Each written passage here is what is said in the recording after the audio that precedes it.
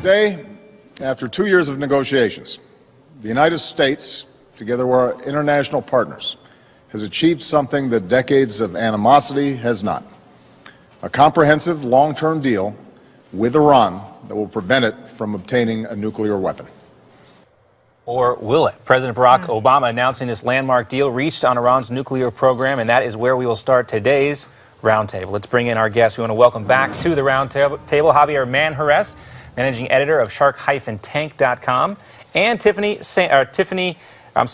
Pierson. We had a little change here in the schedule. Katrina Pierson's here with us, a spokesperson for the Tea Party. Thank you both for being with us today. Great to be with you.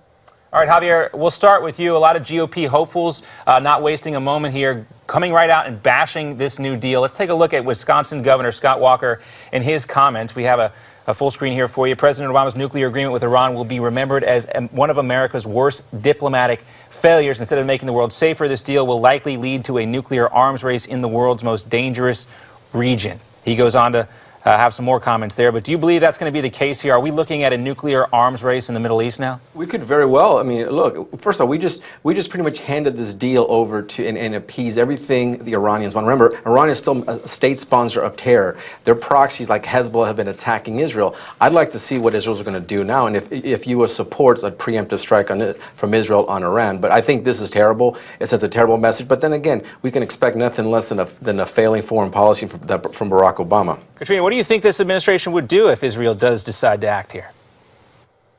Well, I think that's going to be the next question of the day. I think Javier is right. I don't think anyone is surprised by this.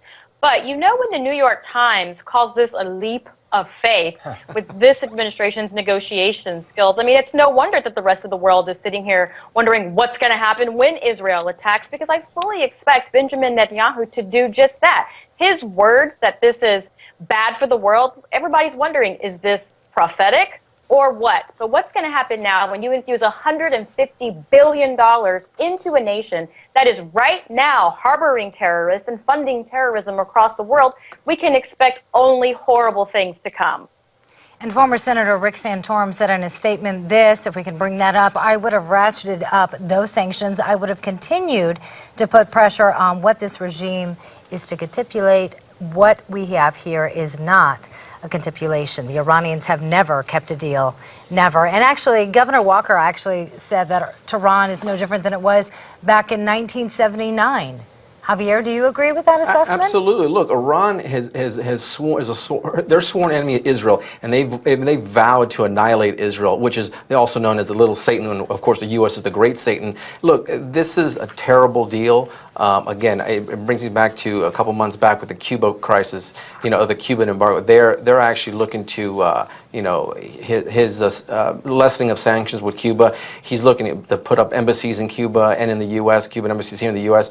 This is just another one of Barack Obama's failed missteps in the Middle East and foreign policy. This is terrible for the world, especially in that neck of the woods. And Katrina, we're looking at this negotiation. A lot, of course, focus is, and it's portrayed often here, that it's a negotiation directly between the United States and Iran. But of course, the other world powers are involved here. So is the EU, and so is the United Nations. I believe we may have lost Katrina there. Right. But Javier, or if Katrina's still with us, does that make you even more nervous that the kind of formula involved here would require more cooperation from an organization like the UN and the European Union if we wanted to re-implement these sanctions once they're pulled away? Well, look, yes. Sorry, Katrina, go ahead, Katrina. Well, yes, if that were the case. However, what we're having now is this administration patting itself on the back, saying this is a really great deal, when we really don't even know what we're getting out of it. But with the United Nations and the EU, all organizations that the majority of the people don't necessarily think have the people's best interests in mind, they're all cheering today. But you have the other Arab states in the Gulf area. They're sort of shaking their heads and putting their faces in their hands, thinking, what have they just done? And I think it's very discerning for even Americans here across the sea to see what's going to happen next, because most of the damage is done on your way out, and this president is on his way out. And Javier, is this going to further strain relations with Sunni tribes in Israel? Absolutely. Look, this is never going to. This is a holy war they're going through over there in that neck of the woods. This is not going to end. This is going to get worse. But look, what does it say about the U.S.? You know, we're again negotiating with terrorists. Iran is still a state sponsor of terrorism. I mean, we shouldn't even go any further than that. Why negotiate with these terrorists? You know, and again, you have these Europeans bowing down to the Iranians. Look, the Saudis are even against this. Saudi Arabia is against this deal. Go figure. Yeah, well, it wouldn't be the first time they negotiate with terrorists. If you think about the Bo Bergdahl deal as well. And we didn't get a lot in return for those 5 hardened terrorists who are now, who God knows where in the Middle East. And we have Bo Bergdahl behind bars, or soon to be, if he is proven to be a traitor. Right. Katrina Pierson, Javier Manjarres, we're going to ask you guys to stick around. We got more to talk about other than Iran, of course. There's been a lot of discussion about Latino voters and the importance for the GOP to reach out to those folks. But are the Democrats overlooking an important section of their voters, that being black voters? Certainly, if there's no black candidate for the Democratic Party this time around, Right. We're also will the gonna talk turnout about- be the same? We're going to talk about your favorite person, Hillary Clinton. Oh, right. That's right.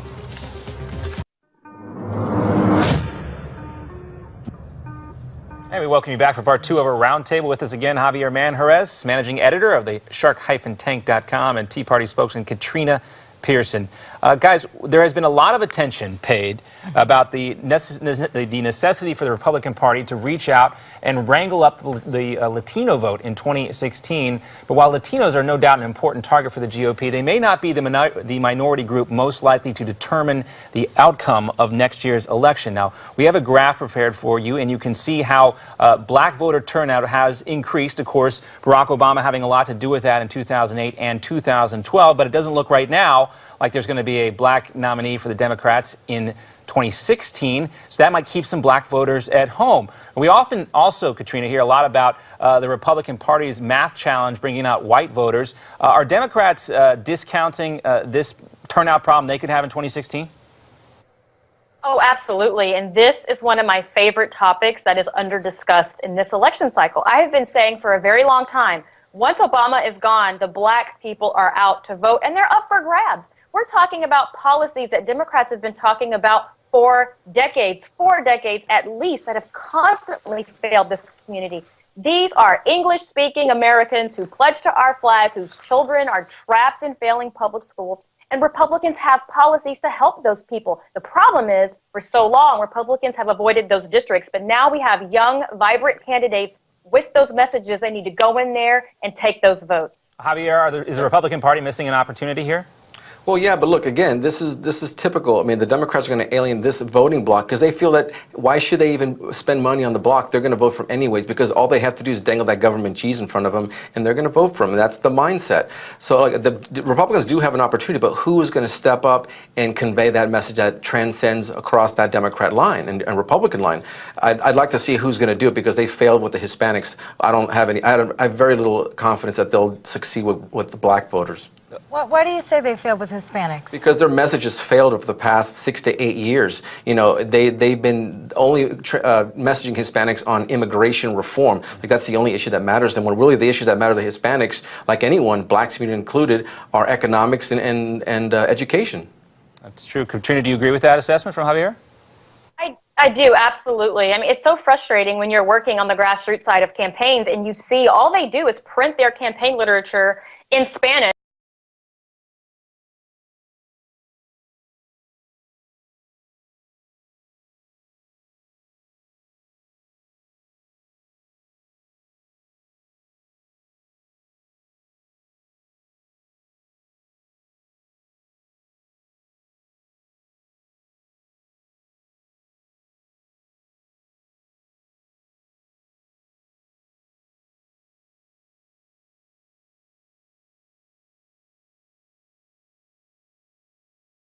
Because not every Hispanic can be deported. They're not all illegal.